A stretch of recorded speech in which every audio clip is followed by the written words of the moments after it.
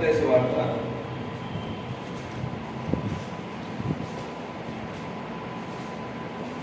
21వ అధ్యాయం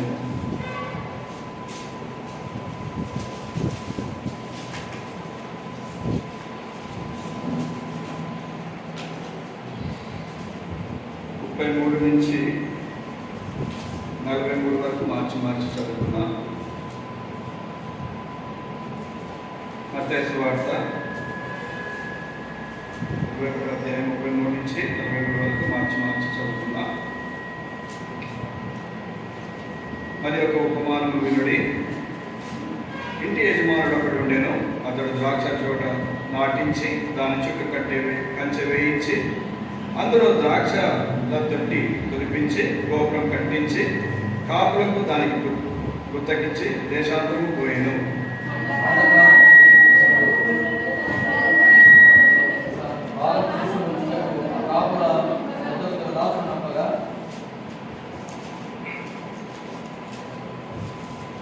ఆ కాపులు అతని దాసులను పట్టుకొని ఒకని కొట్టిరి, ఒకని చంపిరి, మరి ఒకని మీద రాళ్ళు రువ్విరి.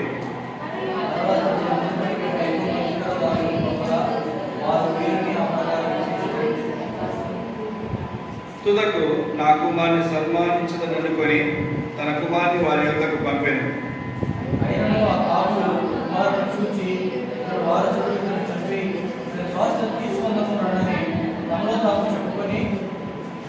అతని పట్టుకొని ద్రాక్ష తోట వెలుపట పడవేసి చంపిరి.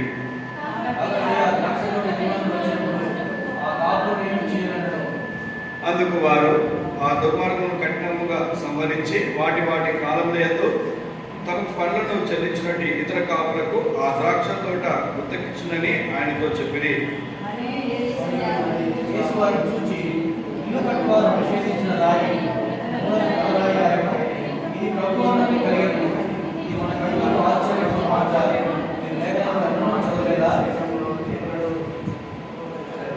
నలుగురు అందరం కలిసి చదువుకుందాం. కాబట్టి దేవుని రాజ్యము మీ అందరి నుండి తొలగింపబడి దాని ఫలమిచ్చు జగముడని మీతో చెప్తున్నాను. యోహాను సువార్త 15వ అధ్యాయం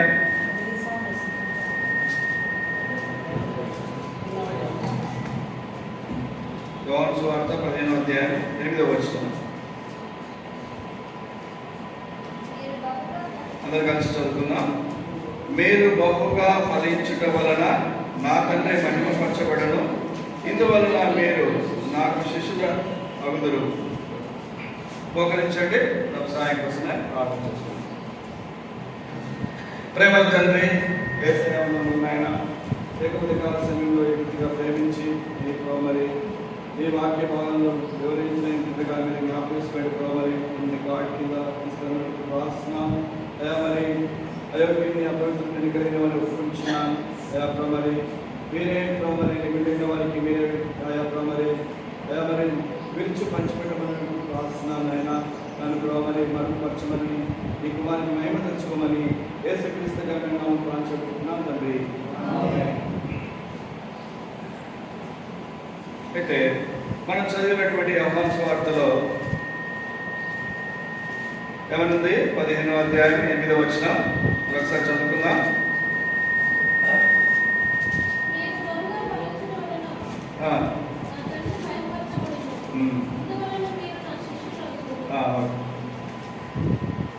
మీరు బహుగా ఫలించుట వలన నా తండ్రి మహిమపరచబడు. ఏం చేయబడితే? ఫలించుట. ఎలాంటి ఫలింపంటది? బహుగా ఫలించుట. బహుగా అంటే విస్తారంగా, లేకపోతే ఎక్కువగా. ఎక్కువగా ఫలించాలని దేవుడు కోరుకుంటున్నాడు. ఎవరు ఫలింపాలని? మనుషులమే.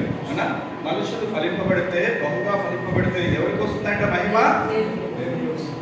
కాబట్టి ఈ ఉదయకాల సమయంలో నువ్వు నేను కూడా దేవుని మహిమపరచడానికి వచ్చినాం. దేవుని ఆరాధించడానికి వచ్చినాం. అయితే ఇక్కడ మాత్రం ఏమనుంది అంటే, దేవుడు ఎప్పుడు మహిమపరచబడుతుందట? మనం ఫలిస్తేనే.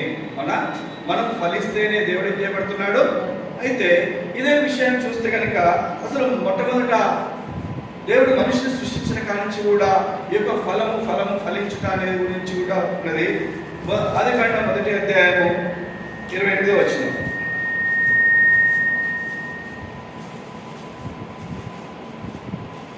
దేవుడు వారిని ఆశీర్వదించెను ఎట్లనగా 28 దేవుడు వారిని ఆశీర్వదించెను ఎట్లనగా మీరు ఫలించి అభివృద్ధి పొంది విస్తరించి భూమిని నిండించి దాంట్లో. ఇక్కడ కూడా ఏమనుంది? మీరు ఫలించి, మీరు ఏం చేయాలి? ఫలించాలని దేవుడు. అయితే ఇక్కడ దేవుడు మీరు ఫలించాలంటున్నాడు. అక్కడ మీరు ఫలిస్తేనే దేవునికి భయం వస్తుందని ఉంది. మొట్టమొదటిగా ఇక్కడ మనము అయితే ఇది సృష్టి ఆరంభంలో ఎవరికి చెప్తున్నటువంటిది? ఇక్కడ ఇప్పుడు చదివినటువంటి లేఖన భాగాలు ఎవరికి చెప్తున్నటువంటిది? ఆదాము కవకు చెప్తున్నాడు. ఇక్కడ ఆదాము కవకు ఏమని చెప్తున్నాడు? మీరు ఏం చేయమంటున్నాడు? మీరు ఫలించండి, మీరు ఫలించమని చెప్తున్నాడు. అయితే ఇక్కడ ఆదాము యొక్క జీవితం మనందరికీ తెలిసిందే. అయితే ఈ యొక్క మొదటి అధ్యాయంలో దేవుడు అప్పటి వరకు భూమి శూన్యంగాను నిరాకారంగాను ఉండేను. ఏమీ లేనటువంటి పరిస్థితిలో ఏమేమి ఇచ్చినాడు దేవుడు? సమస్తమును, ఆకాశంని, భూమిని, అదేవిధంగా చెట్లని, జంతువులని, అవునా, అదేవిధంగా ఎన్నిటిని, సమస్తమును, సూర్య చంద్రులని ఈ విధంగా 6 దినాలు సృష్టించినాడు. ఎన్ని దినాలు? 6 దినాలలో సృష్టించి ఒక దినం మాత్రము ఏం చేసినాడు? తీసుకొని 7వ దినాన మనిషిని తయారు చేసినాడు. అవునా? అయితే ఇక్కడ మీరు ఫలించమంటున్నాడు. ఫలించాలంటే ఏం కావాలి? ఫలించాలంటే ఏది? ఇప్పుడు అక్క వంకాయ చెట్లు పెట్టింది, అవి పండాలంటే ఏం చేయాలి? ఎవరో ఒకటి దాన్ని కాపలా చూడాలి. అవునా? ఒకవేళ గేటు తీసేదనుకో మేకలు వస్తే తినేస్తే పోతాయి. అవునా? అయితే ఇక్కడ కూడా దేవుడు అన్నిటినీ చేసినాడు. అవునా? అన్నిటినీ చేసి వాటిని మొదటి అధ్యాయము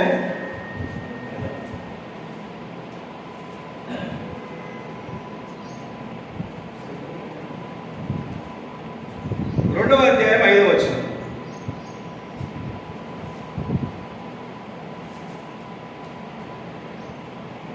ఆదికాండము 2వ అధ్యాయము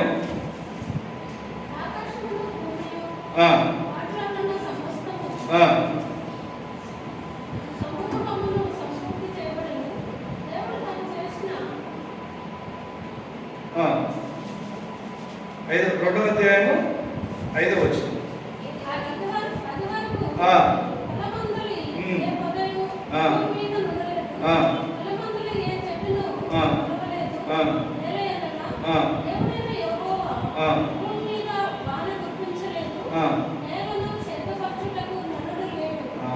ఇక్కడ మొట్టమొదటిగా నరుడు దేనికి లేడని దేవుడు కోరుకుంటున్నాడు? నేలని సేద్యపరచుటకు. దేనికి? సేద్యపరచడం. ఇలాగ మనం చెప్పుకున్నాం, ఏదైనా చెట్లు వేసినా లేకపోతే ఒక తోట పెట్టినా దాన్ని ఏం చేయాలి? మనము సాగు చేయాలి, సేద్యం చేయాలి. అవునా? ఇది చేస్తేనే మనకు ఫలం వస్తుంది. ఫలము ఫలించాలనుకుంటున్నాం కదా, ఫలం రావాలంటే ఎవరో ఒక దాన్ని ఏం చేయాలి? సేద్యం చేయాలి. అయితే ఇక్కడ కూడా దేవుడు నరుడిని ఎందుకు ఏర్పాటు చేసుకున్నాడంట? ఆయనకు ఒకటి ఉంది, ఒక నేల ఉంది. ఆ నేలను ఏం చేయాలని? సేద్యం చేయాలని. ఎవరిని సేద్యం చేయాలి? ఇవన్నీ ఉన్నాయి. ఏమేమి ఉన్నాయక? అప్పటి వరకు ఏమేమి ఉన్నవి? మొదటి రోజు, 2వ రోజు, ఈ విధంగా 6 రోజులు ఈ విధంగా మొత్తం సమస్తాన్ని సృష్టించినాడు. ఈ సృష్టించిన తర్వాత పక్షులు వచ్చినాయి, చెట్లు వచ్చినాయి, అవునా, జంతువులు వచ్చినాయి. వీటన్నిటిని రెండవది ఈ ఫలాలని ఇప్పుడు ఫలించాలి అని దేవుడు కోరుకుంటున్నాడు కదా. మరి ఫలాలు కావాలంటే ఏం చేయాలి? సేద్యం చేయాలి. ఈ సేద్యం చేయడానికి ఎవరు కావాలి? మనుషుడు కావాలి. కాబట్టి మనుషుడు కావాలని మొట్టమొదటిగా ఎవరు సృష్టించినాడు? ఆదాముని అవన్నీ సృష్టించి. తెలిసిన భాగమే, మళ్ళీ చెప్తున్నాను అనుకోకండి. అయితే ఇక్కడ ఒక నరుడు ఎందుకు అవసరం వచ్చింది అంటే దేవుని ఉద్దేశం ఏంటంటే ఫలించాలి. ఈ ఫలించాలి అనంటే ఈ ఫలము రావాలి అనంటే ఈ ఫలభరితంగా అది ఒక పొలం రావాలి అంటే ఆ పంటని ఎవరో ఒకరు సేద్యం చేయాలి. కాబట్టి ఈ సేద్యం చేయాలనే ఉద్దేశంతో ఒక వ్యక్తిని, ఒక నరుడు కావాలని మొట్టమొదటిగా నరుడునిగా ఎవరిని సృష్టించినాడు? దేవుడు ఆదామును సృష్టించినాడు. ఈ ఆదామును సృష్టించి ఏం చేసినాడు?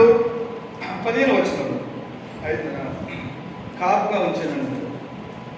మరియు దేవుడైన యెహోవా నరుడు తీసుకుని ఏదైనా తోటను సేద్యపరచుటకును కాచుటకును దాన్ని ఉంచెను. అయితే ఇక్కడ ఒక తోట వేసినాడు, అవునా? ఏ తోట అది? ఏ తోట? ఏదొక తోట. ఈ తోటలో ఓ కాపు మనిషిగా, అవునా, దాన్ని సేద్యపరచడానికి ఒక మనిషిని ఉంచినాడు. ఏ మనుషుడు ఉంచబడినాడు? ఏ ఉంచబడినాడు? ఆదాము ఉంచబడుతూ వచ్చినాడు. అయితే ఈ ఒకప్పుడు ఎస్టేట్లు అనేవి పాతకాలంలో, అవునా? ఎస్టేట్లు అంటే బాగా డబ్బున్న వాళ్ళకి ఎస్టేట్లు బాగా 10 ఎకరాలు 20 ఎకరాలు వ్యవసాయ క్షేత్రం అనో లేకపోతే గెస్ట్ హౌస్లను ఈ విధంగా పేరు మారిపోతున్నాయి. అయితే ఇక్కడ దేవుడు కూడా ఒక తోటని పంచుకున్నాడు, అవునా? ఆ తోటని సేద్యం చేయడానికి ఆ తోటలో అన్నీ ఉన్నాయి, అవునా? ఏమేమి ఉన్నాయి? ఫలమిచ్చే వృక్షాలు ఉన్నవి, జంతువులు ఉన్నవి. వీటన్నిటితోటి దేవుడు ఒక మొలాన్ని తయారు చేసుకున్నాడు, అవునా? ఇప్పుడు ఉన్నటువంటి ఒక గెస్ట్ హౌస్ లాంటిది, లేకపోతే అన్నిటితోటి ఒక వ్యవసాయ క్షేత్రాన్ని దేవుడు ఆ రోజుల్లో మొట్టమొదటిగా ఏదో ఒక తోటని ఏర్పాటు చేసుకొని అందులో ఉండడానికి, అవునా? నేను ఎప్పుడైనా విశ్రాంతి ఇచ్చినా లేకపోయినా నాకు ఎప్పుడైనా నేను కిందికి వచ్చి మాట్లాడాలంటే, సహవాసం చేయాలంటే ఒకరు ఉండాలనే ఉద్దేశంతో, అవునా, ఒక వ్యక్తిని, ఎవరిని? ఆదాముని సృష్టించుకొని ఆ యొక్క ఏదైనా తోటలో దేవుడు ఉంచుతూ వచ్చినాడు. అయితే ఇక్కడ దేనికోసం వచ్చినాడు? నేలని సేద్యపరచడం కోసం దేవుడు ఉద్దేశం కలిగి, దేవుడు ఆయనతో సాహసం చేయాలని ఉంచుతూ వచ్చినాడు. కానీ అలాంటి మనుషుడు ఏం చేయబడినాడో చూద్దాం.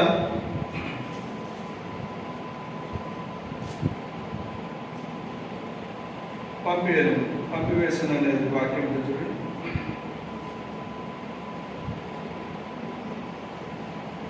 23వ వచనం, 3వ అధ్యాయం 23వ వచనం. అతడు ఏ నేలను తీయబడినో దాన్ని సేదపరచుటకు ఏదెను తోట నుండి అతను పంపివేశాడు.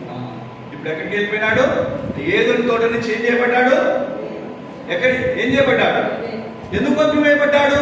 అరే, ఏసుకోరి దేవుడు ఒక మనిషిని సృష్టించుకున్నాడు, అవునా? ఒక మనిషిని సృష్టించుకున్నాడు, ఆయన ఒక భార్యను ఇచ్చినాడు, అవునా? అయితే మీకు ఇక్కడ ఇదంతా జరిగే విషయం ఏందో మీ అందరికీ తెలుసు. కాబట్టి అయితే 3వ అధ్యాయంలో ఏం జరుగుతుందంటే, దేవుడు ఒక ఆజ్ఞ ఇచ్చినాడు. ఆజ్ఞను మీరడం వల్ల ఏం చేయబడ్డాడు? ఆ యొక్క తోట నుంచి ఏం చేయబడ్డాడు?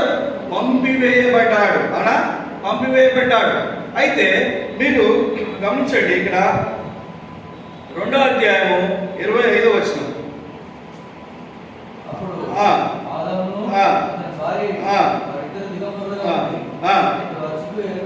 అయితే ఇక్కడ ఉన్నటువంటి వచనానికి 11వ వచనం, 3వ అధ్యాయం 11వ వచనం.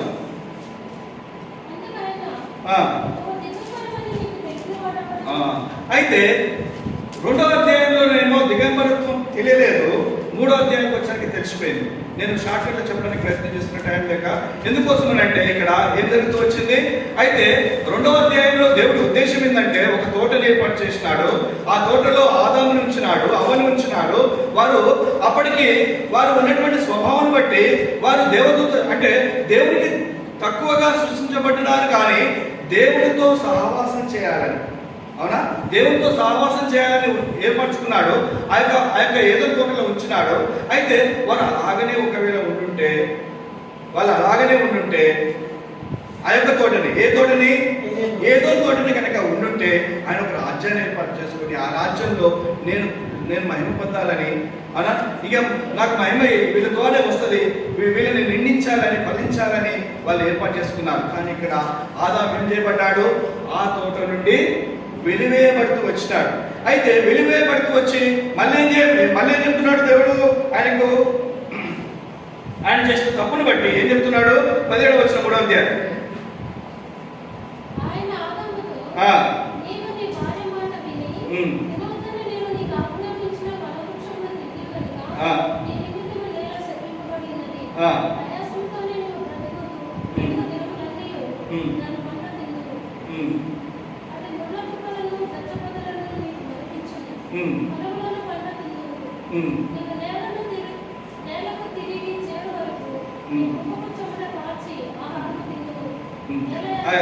సరే, 3వ అధ్యాయం 23వ వచనం.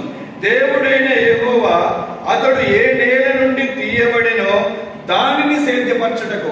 ఇప్పుడు ఎక్కడికి వెళ్ళబడ్డాడు? ఏదో తోట నుంచి, మట్టి నుంచి తీసుకున్నాడు కదా, ఆదాము సృష్టించినాడు కదా.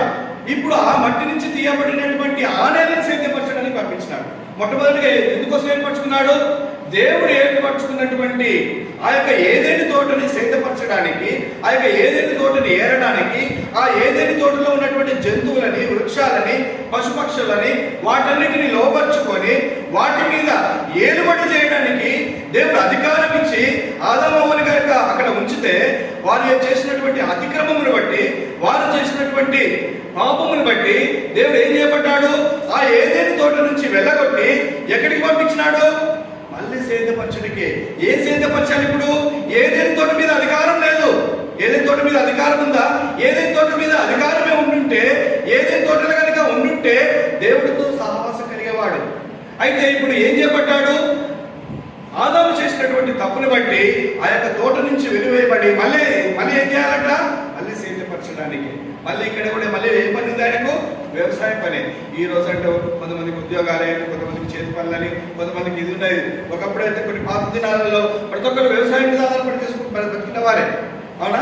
అయితే ఆ రోజుల్లో ఇంకా ఇది ఎప్పుడంటే చరిత్ర 6000 సంవత్సరాల క్రితం. అవునా? అప్పుడు మన ఆలయ లేదు, అవునా, నల్గొండ లేదు, ఐడియా కూడా లేదు. అవునా? ఇది ఎప్పుడో 6000 సంవత్సరంలో భూమి ఆరంభంలో దేవుడు మళ్ళా చేసినటువంటి అతిక్రమమును బట్టి అయితే ఒక రాజ్యం నుంచి అంటే దేవుడు ఏర్పరచుకున్నటువంటి, దేవుడు అనుకున్నటువంటి ఒక ఏదేను అనేటువంటి దేవుడు మనుషులతో సహవాసం చేయాలనుకున్నటువంటి ఆ స్థలం నుంచి ఇప్పుడు ఏం చేయబడ్డాడు? మనుషుడు అతిక్రమమును బట్టి ఏం చేయబడ్డాడు? వెలివేయబడుతూ వచ్చినాడు. ఇప్పుడు వెలివేయబడుతూ వచ్చినాడు. ఈ వెలివేయబడుతూ వచ్చిన నువ్వు కూడా మనకు బతకాలి, తినాలి. అప్పుడైతే ఆకలి లేదు, దప్పి లేదు. అవునా? అప్పుడు దిగంబరత్వం అవ్వలేదు. ఎందుకంటే దైవత్వంలో ఉన్నారు, దేవుడితో ఉన్నారు. అవునా? ఇప్పుడు ఏమైపోయింది?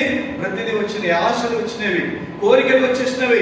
ఇప్పుడు ఏమైపోయిందంటే కష్టపడి పని చేస్తేనే ప్రతిఫలం, కష్టపడి చేయకపోతే ఏదీ లేదు. అలాంటి స్థితికి నువ్వు ఎలా బ్రతుకుతావంట? ప్రయాసతోటి. ఏమన్నదండి? ఎలా బ్రతుకుతావంట? నీవు బ్రతుకు దినములనియు ప్రయాసతోనే నీవు బ్రతుకు దినములనియు దాని పట్టది.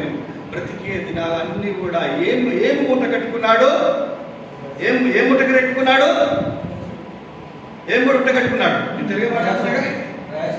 ఏ మూట కట్టుకున్నాడు? ప్రశాంత జీవితాన్ని కోల్పోయి ఏది మూట కట్టుకున్నాడు? ప్రయాసాన్ని, ప్రయాసం. అవునా? దేవునితో ఉంటే ఏమొచ్చేది? నెమ్మది ఉండేది, విశ్రాంతి ఉండేది. అవునా? శాంతి ఉండేది, ఎంతో సంతోషం ఉండేది, ఎంతో అన్నిటి మీద అధికారం ఉండేది. వీటన్నిటిని కోల్పోయి ఇప్పుడు ఏమైపోయినాడు? కష్టపడాల్సిన పరిస్థితి. అవునా? నిష్ఠూరపడాల్సిన పరిస్థితి, ఇంకా బాధింపబడినటువంటి పరిస్థితులు ఎన్నో వాటికి. అవునా? ఇప్పుడు ఆకలికి అలవటించే పరిస్థితుల్లో, ఈ ఎండకు వానకు, ఇక అడవిలో ఉండేటువంటి జంతువులకు భయపడే స్థితికి. అవునా? ఏ పక్కన ఎప్పుడంటే మనకి ఇల్లు ఉన్నాయి. అవునా? ఇంత చెట్లు ఉన్నా కూడా ఏడాది వస్తారు. ఇప్పుడు కూడా ఒక సందర్భంలో పెడతారు. అవునా? అయితే ఇంకా ఆ రోజుల్లో ఇలాంటి పరిస్థితులు లేవు. అవునా? ఇంకెలాంటి భయంకరమైన పరిస్థితి? ఇంకెలాంటి పరిస్థితి భయం? అవునా? ప్రతి జంతువు నుంచి, అవునా, ఏ జంతువు ఏడంగా వచ్చి తినేస్తుందో అని, అవునా, ఏ పాము ఏడంగా వస్తుందో అని. అప్పుడు ఇంత రక్షణ లేదు, ఇంత ప్రొటెక్షన్ లేదు. అవునా? అక్క ఉందా? రక్షణ ఉందా? ప్రొటెక్షన్ ఉందా? లేదు. అలాంటి పరిస్థితికి ఏం చేయబడ్డాడు? అప్పగింపబడుతూ వచ్చినాడు. ఎవరు? ఆదాము. ఎక్కడ ఉండాల్సినటువంటి పరిస్థితి? దేవుని రాజ్యంలో దేవునితో, అవునా, దేవునితో సహవాసం చేసినటువంటి జీవితాన్ని కోల్పోతూ వచ్చినాడు. దేని బట్టి? పాపమును బట్టి, అవిధేయతని బట్టి, అతిక్రమమును బట్టి, అవునా, ఆజ్ఞాతిక్రమమును బట్టి. మనుషుడు ఏం తెచ్చుకున్నాడు? ఏం కొని తెచ్చుకున్నాడు? ప్రయాసన కొరకు తెచ్చుకున్నాడు. ఏం నెమ్మది కొరకు తెచ్చుకోలేదు, ఏం శాంతం కొరకు తెచ్చుకోలేదు. అయితే ఈ యొక్క ఆదాము మనకు పూర్వీకుడై మనకేమిచ్చినాడంటే, ఆయన వారసత్వంగా, ఆయన ఆస్తిగా ఏమిచ్చినాడు? మనకు పాపాన్ని ఇచ్చినాడు. పాపాన్ని ఇచ్చినాడు. ఇదే చూద్దాము. రోమీయులకు రాసిన పత్రిక 5వ అధ్యాయం 12వ వచనం.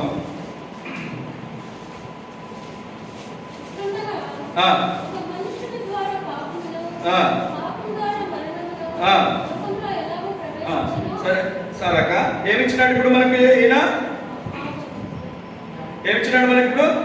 ఆదాము మనకి ఏమిచ్చింది? ఏంటిదంటే ఇక్కడ పాపమును అను వారసత్వంగా ఏమిచ్చినాడు మనకు? పాపాన్ని ఇచ్చినాడు. అనా ఏమిచ్చినాడు?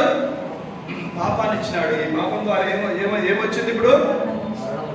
మరణం వచ్చింది. అవునా? ఈ పాపం ద్వారా మరణం వచ్చింది. అయితే ఇక్కడనే 3వ అధ్యాయం ఆదికాండము, ఇక్కడ చూడండి ఒక మాట ఉంటుంది,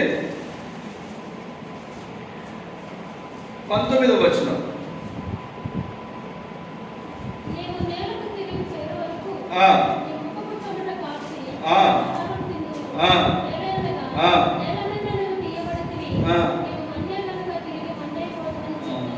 ఇక్కడ శపింపబడిన తర్వాత ఏమైతామని చెప్పినాడు? ఆదాముని, నువ్వు మట్టి నుంచి తీయబడ్డావు కాబట్టి ఆడిపోతావు, మన్నైపోతావు. ఇక్కడ మన్నైపోతావు అని చెప్పినాడు. అంటే 2వ అధ్యాయంలో ఏమేదానికి?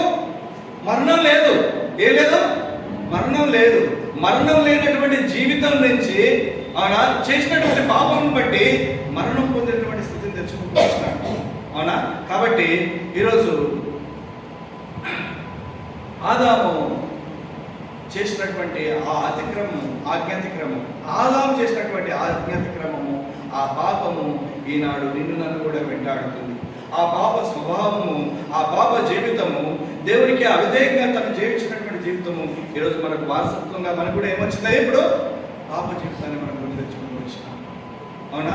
కాబట్టి అయితే ఇలాంటి పాపాన్ని బట్టి దేవుడు మనకు పాపం వచ్చింది, పాపం ద్వారా ఏమొచ్చింది? మరణం వచ్చింది.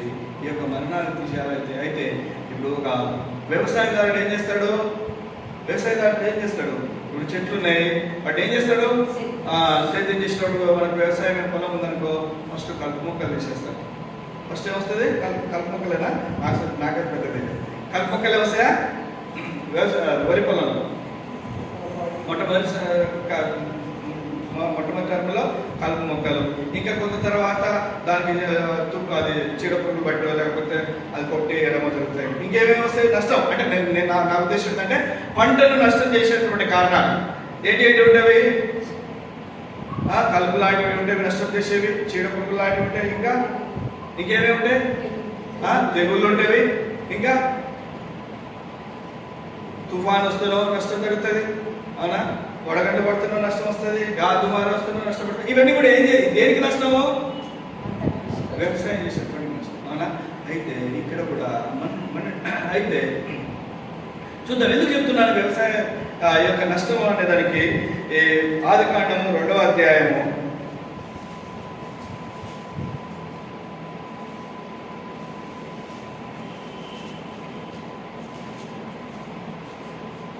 3 ఫలాలు ఉంటాయి. వాటి గురించి అది దేవుడు 3 ఫలాలు. 9వ వచనం.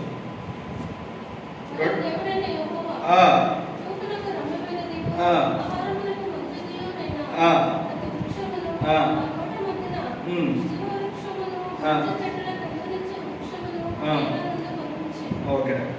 ఇక్కడ ఎన్ని ఉన్నాయంట? 3 రకాలే నాకు కనపడుతున్నాయి. మీకు ఎన్ని కనపడుతున్నాయి? ఒకటి ఫస్ట్ మొట్టమొదటిగా ఏంటిది? చూపునకు రమ్యమైనది, ఆహారమునకు మంచిది. అవునా?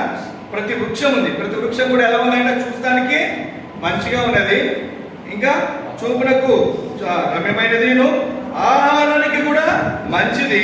అలాంటి వృక్షాలు ఉన్నవి. ఇంకేమున్నాయంటే ఆ తోట మధ్య జీవ వృక్షం కూడా ఉంది. ఇంకోటి ఏముంది? మంచి చెట్టుల తెలివి వృక్షము నేల నుండి మొలిపించదు. అయితే దేవుడు ఏం చెప్పినాడు ఇక్కడ? ఒక్క చెట్టు, ఇన్ని చెట్లు ఉన్నవి. అవునా? చూపునకు మంచి అయినటువంటి వృక్షాలు ఉన్నవి. అవునా? మళ్ళీ రెండవది జీవ వృక్షాలు ఉన్నవి. మంచి చెట్టు తెలివినిచ్చి 3 రకాలైనటువంటి వృక్షాలు ఉన్నవి ఈ ఏదైనా తోటలో. అయితే ఈ ఒక్కటి మాత్రం తినొద్దన్నాడు. ఏం తినొద్దన్నాడు? అవునా? అయితే 17వ వచనంలో అయితే మంచి చెడ్డల తెలివినిచ్చు వృక్ష ఫలములను నువ్వు తినకూడదని చెప్పినాడు. ఇన్ని రకాల ఉంటే ఇక్కడ 3వ అధ్యాయంలో చూద్దాము.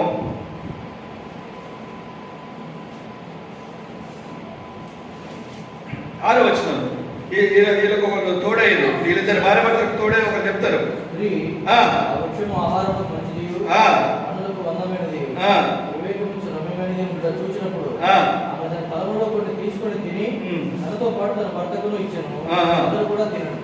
అయితే అందుకని ముందన 4వ వచనం. సర్పము మీరు చావనే చావు ఏలైనగా మీరు వాటిని తిరిగిన మీ కన్నులు తెరవబడనని మీరు మంచి చెడుని ఎరిగిన వారై దేవతల ఉందని దేవుడికి తెలియనని స్త్రీతో చెప్పగా. అయితే ఇక్కడ భార్య భర్తలు ఇద్దరు ఉన్నారు. ఆ సందర్భంలో వాళ్ళు మంచిగా ఉన్నారు. ఇప్పుడు మూడో వ్యక్తి వచ్చినారు. ఎవరు? సర్పం వచ్చింది. ఇప్పుడు సర్పం వచ్చి ఏం చెప్తుంది? లేకపోతే చెప్తుంది. అవునా? ఓ దేవుడికి అట్లా చెప్పినా అని. అవునా? అయితే ఇది కలుపు మొక్కల లాంటి జీవితం. అవునా? మనము ఈనాడు వ్యవసాయం చేస్తుంటే ఇలాగ నష్టాల గురించి చెప్పుకుంటూ వచ్చినాం. కలుపు మొక్కలు అంటే ఈనాడు మనుషులు కూడా దేవుని ఫలాన్ని పొందలేకుండా మనం కూడా కలుపు మొక్కల లాంటి ఇతరుల మాటలు మనము ఒకవేళ ఆశ్రయిస్తే, వాళ్ళు చేరితే మన జీవితం కూడా ఫలవంతం లేకుండా పోతుంది. మన పంట కూడా నష్టం జరుగుతుంది. అవునా?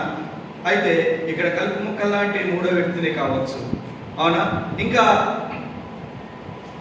ఇంకా దేవునికి అవిధేయతమైనటువంటి జీవితాలు ఇంకా ఎన్నో ఉన్నాయి. అవునా? మనుషుల చెడు హృదయం నుండి అనేకమైనటువంటి లక్షణాలు కలుగుతాయి. వీటిలో వేటిని ఆశ్రయించినా కూడా మన పంట ఏమైపోతుంది?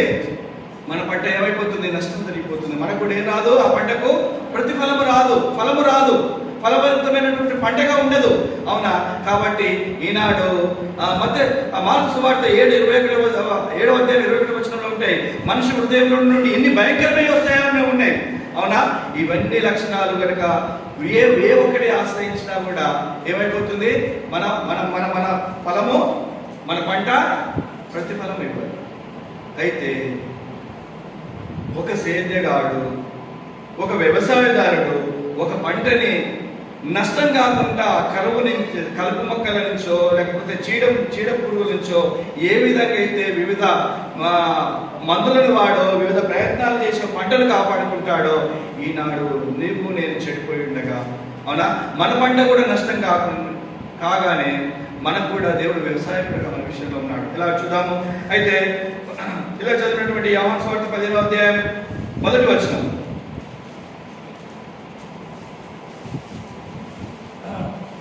నేను నిజమైన ద్రాక్షవల్లిని, తండ్రి వ్యవసాయకుడు.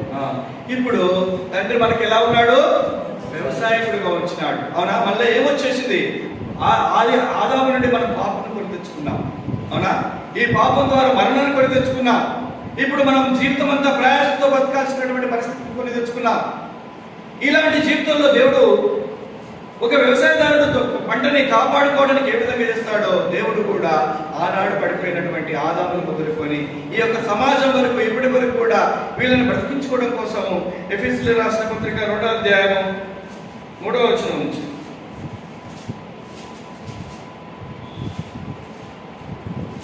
వారితో కలిసి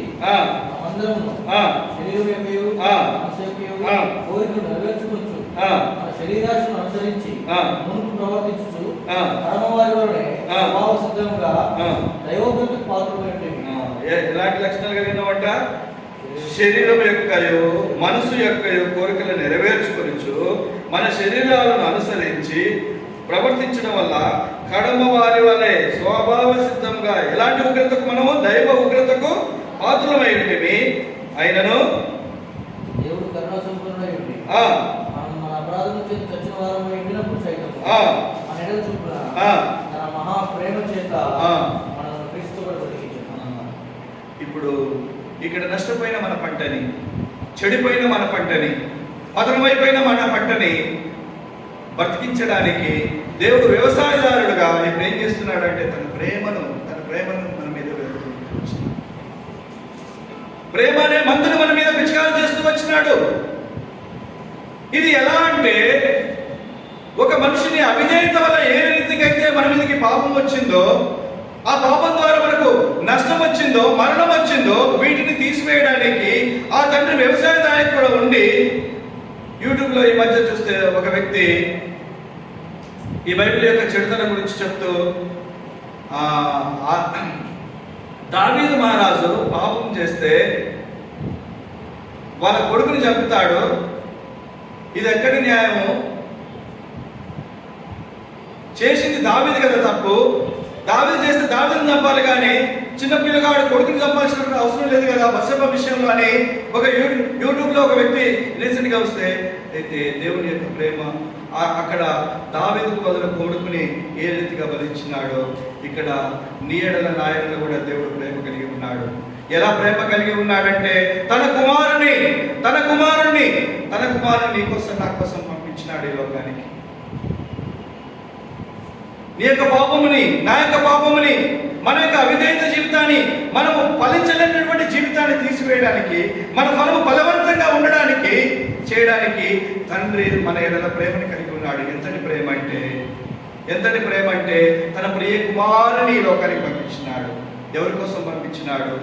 ఈ లోకంలో ఒకవేళ నేను ఏ తప్పు చేయలేదు, నేను మంచివాడిని చెప్పుకోవడానికి లేదు. మనము ఆదిమము, మనకు వంశానుసారంగానే ఒక పాపం కలిగి ఉన్నాం.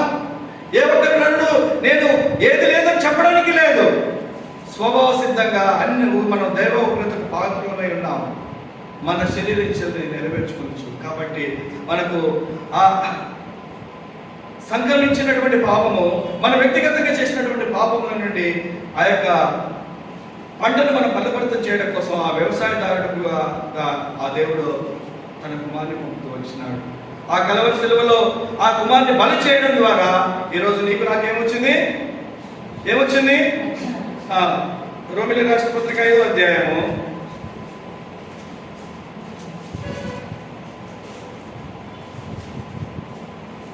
18వ వచనం.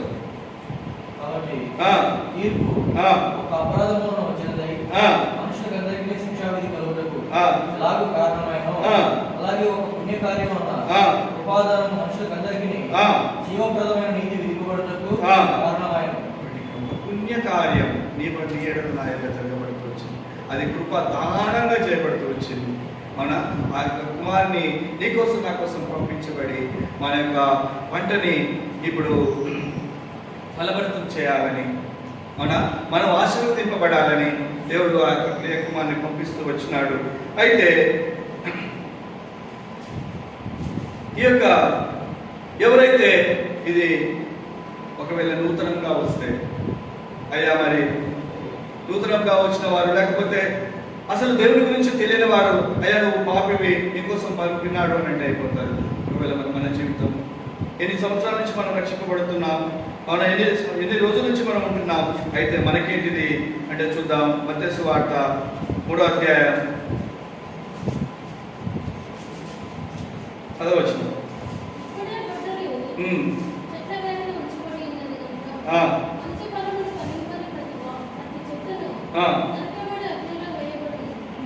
ఇప్పుడు ఏం చేయబడుతుందంట?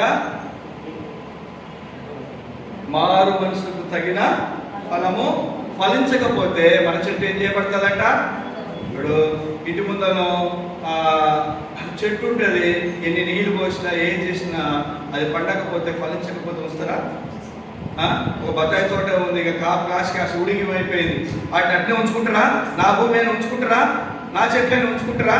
వాటిని ఏం చేస్తారు? తీసివేస్తారు, మారివేస్తారు, కాల్చివేస్తారు. అవునా? ఇప్పుడు వాళ్ళకు దేవుడికి కావాల్సింది ఏంటిది? ఫలభరితమైనటువంటి చెట్టు కావాలి. అవునా? ఎండిపోయిన చెట్టు అవసరం లేదు, ఫలించినటువంటి చెట్టు అవసరం లేదు, నిర్జీవంగా ఉన్నటువంటి చెట్టు అవసరం లేదు, జీవంతో ఉన్నటువంటి చెట్టు కావాలి, నిగనిగలాడే పచ్చదనం కలిగినటువంటి చెట్టు కావాలని దేవుడు ఆలోచన చేస్తున్నాడు. నీ విషయంలో, నా విషయంలో దేవుడు అందుకోసమే వ్యవసాయదారుడుగా ఉండి తన కుమారుని పంపించినాడు. నువ్వు చేయలేవని, నీ యొక్క పాపాలని నేను తీర్చుకోలేవని, ఆ పాప భారాన్ని నువ్వు తీసుకేసుకోలేవని ఆ దేవుడు నీ ఎడల నా ఎడల పుణ్యకార్యంగా కృపదానంగా ఇసుకొచ్చినాడు తన కుమారుని. ఆ యొక్క కలవరి సిలువ వెలుగులో కనుక నువ్వు నేను ఉంటే మనము ఆ యొక్క పాపము నుండి, ఆ యొక్క మరణం నుండి కూడా మనము ఏం చేయబడతామో? తప్పించబడతాము. అయితే మన జీవితంలో కూడా ఒకవేళ ఇలాగ మనం చదువుకున్నటువంటి మత్తయి సువార్త 21వ అధ్యాయంలో కూడా ఇక్కడ 3 భాగాలు వచ్చినాయి. అవునా? ఒక తోటని ఒక వ్యక్తికి ఇచ్చిపోతూ వచ్చినాడు. అవునా? సమయాన్ని బట్టి ఆ తోట కొంతమంది గుత్తకిస్తే వాళ్ళు పనిచేస్తూ ఉన్నారు. అయితే మొట్టమొదట ఆ దేశాంతరం పోయినాడు, వేరే దేశాలు పోయి మళ్ళీ తిరిగి వచ్చి అక్కడ నా తోట ఉంది, అక్కడ వేరే వాళ్ళకి నేను ఆ గుత్తకిచ్చినాను, ఇప్పుడు ఆ ఫలాలను తీసుకురామని ఒక దాసును పంపినాడు. దాసులను పంపితే ఆ యొక్క తోట చేసినటువంటి ఆ వ్యక్తి ఆ దాసును ఏం చేస్తూ వచ్చినాడు? చంపేస్తూ వచ్చినాడు. అవునా? మళ్ళీ కొంతమంది దాసులను పంపినాడు. కష్టం చేసుకొని బతికి నాకు నువ్వు తిని నాకు ఏమనంటే ఏం చేస్తూ వచ్చినాడు? మళ్ళీ ఇంకో దాసుకుని పంపిస్తే కూడా వాళ్ళు కూడా ఏం చేస్తూ వచ్చినాడు? ఇంకా ఈసారి మూడోసారి ఎవరిని పంపినాడు?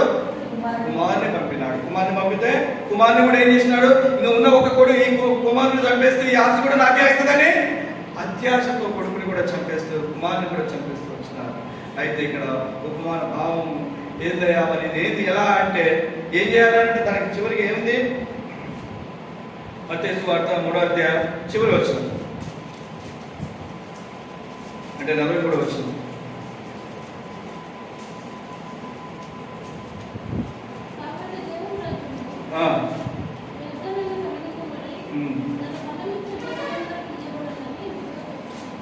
ఎవరికి ఇవ్వబడుతుందంట? ఆయన రాజ్యం. ఈ ఉపమానం దేనికోసం చెప్పబడింది? దేవుని రాజ్యం కోసం చెప్పబడింది. కాబట్టి దేవుని రాజ్యం మీ ఎదురు నుండి తొలగింపబడి దాన్ని ఫలమిచ్చు జనులకి ఎవరికి ఇవ్వబడుతుందంట? ఫలమిచ్చేటువంటి జనులకు మాత్రమే ఆ రాజ్యం ఇవ్వబడుతుంది. ఎక్కడైతే ఏదైనా తోట దేవుడు ఏర్పాటు చేసుకున్నాడో ఆ తోట నుంచి ఆదామును పంపివేయబడ్డాడే ఇప్పుడు ఆ ఏదైనా తోటే పరలోక రాజ్యం. దేవుడు పరలోక రాజ్యంలో మనుషులతో సహవాసం చేయాలని దేవుడు ఏర్పాటు చేసుకున్నాడు. కాబట్టి మనుషుడు అతిక్రమమును బట్టి వెలివేయబడుతూ వచ్చినాడు. ఆ రాజ్యం ఇంకా ఉన్నది. ఆ రాజ్యంలో ఈరోజు నువ్వు నేను మనం ఈ లోకము ఒకరోజు మన్నైపోతాం కాబట్టి పోతావు. దేవుడు ఇచ్చినటువంటి ఆత్మ ఉంది. ఆత్మ మాత్రం ఆ రాజ్యానికి చేరాలి. ఆ రాజ్యానికి చేరాలని ఇప్పుడు ఒక వ్యక్తి దేశాంతరం పోయి తిరిగి వస్తే తన చెట్టు ఎలా ఉందని చూసుకోవడానికి వస్తే, తన ఆ ద్రాక్ష తోట ఎలా ఉందని చూసుకోవడానికి వస్తే ఆయన తిరుగుబడినటువంటి స్వభావం ఉంది. మరి నేను చూడడానికి వస్తే ఈ సమయంలో నువ్వెలా ఉన్నావు? నీ పరిస్థితి ఎలా ఉంది? ఒకవేళ దేవుడు ఈ క్షణాల్లో వస్తే, దేవుడు నా చెట్టు నేను చెట్టుకు పెట్టినానే ఇన్ని రోజులు నేను ఎటువంటి నష్టం లేకుండా ఆ యొక్క రోడ్డు ప్రమాదాల నుంచో వివిధ రకాల ప్రమాదాల నుంచో చిన్ననాటి నుంచి ఇంతవరకు నేను పెంచుతూ వచ్చిన ఈ మొక్కని, ఈ చెట్టుని, ఈ యొక్క మనిషిని ఇప్పుడు నేను చూడడానికి వస్తే నీలో ఏ ఫలం అవపడుతుంది? ఎలాంటి ఫలం అవపడుతుంది? కాబట్టి ఈ యొక్క ఫలము మంచిగా ఫలిస్తేనే ఈ ఫలం ఎలా ఉంటుంది? దేవుడి ఉద్దేశం బహుగా ఫలించమంటున్నాడు. బహుగా ఫలించడం అంటే మన ఫలము ఫలభరితంగా ఉంటే ఎక్కడ ఉంటామో ఆయన రాజ్యంలో. 43వ వచనం ఏమన్నది? కాబట్టి దేవుని రాజ్యం మీ ఎదురు నుండి తొలగింపబడి దాన్ని ఫలమించు జనులకు ఇయ్యడని మీతో చెబుతున్నాను. కాబట్టి ఆ యొక్క రాజ్యంలో ఏదైతే తోటి నుంచి వెలువేయబడినటువంటి రాజ్యానికి నిన్ను నన్ను చేర్చాలని, ఆ మహిమలోనికి. అందుకనే మనం చదివినటువంటి యోహాను సువార్త 15వ అధ్యాయం 8వ వచనంలో మనకు ఫలించడం ద్వారా ఏమొస్తుందంటే మహిమ. ఏ విధంగా మహిమ వస్తుందంటే నా జీవితము ఈ ఫలవర్తన జీవితం రావాలి అని అంటే దేవుడితో మనం ఏం చేయబడాలి? మత్తయి సువార్త యోహాను సువార్త 15వ అధ్యాయం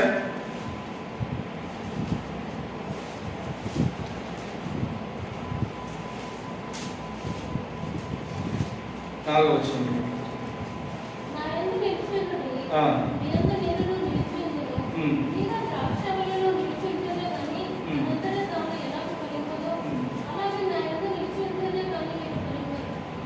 ఫలించాలంటే ఏంటంటే ఏం చేయాలంట? ఎవరిలో నిలిచి ఉండాలి? ఆలయ సెంటర్లో నిలబడితే కాదు, అవునా? రేపటి మందిరంలో నిలబడితే కాదు. ఎక్కడ నిలబడి ఉండాలి? మన ఇంట్లో నిలబడితే కాదు, మన బంధువుల మధ్య నిలబడితే కాదు, మన బలం మధ్య నిలబడితే కాదు. ఎక్కడ నిలబడితే మనకు ఫలవంతం వస్తుంది? ఎక్కడ నిలబడితే? ప్రభులో నిలబడితే. ఎక్కడ? నా యందు ఏమనిందండి? మన ఒకసారి చదివాక నా యందు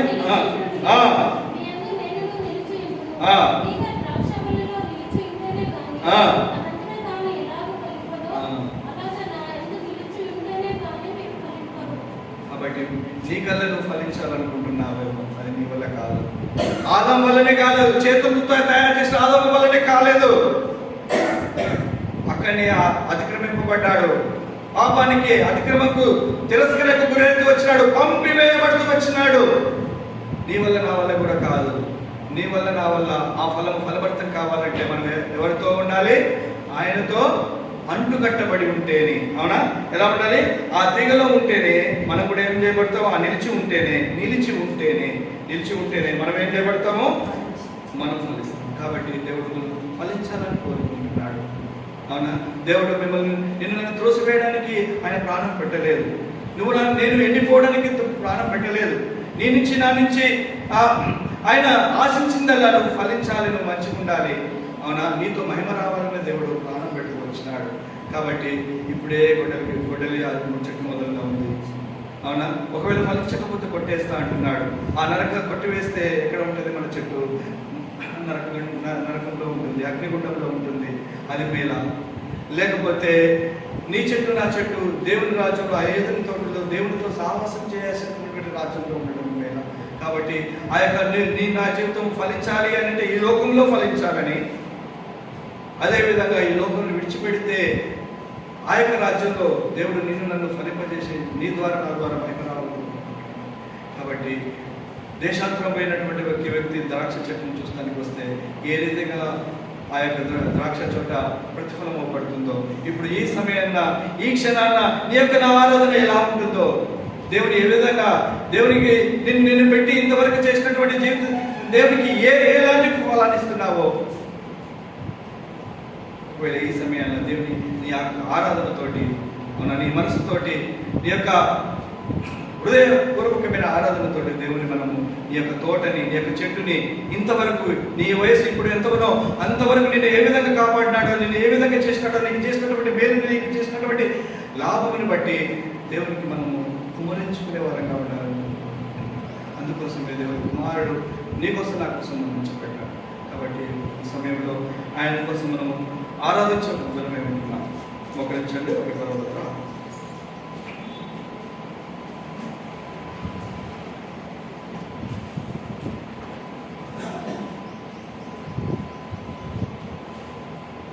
తండ్రి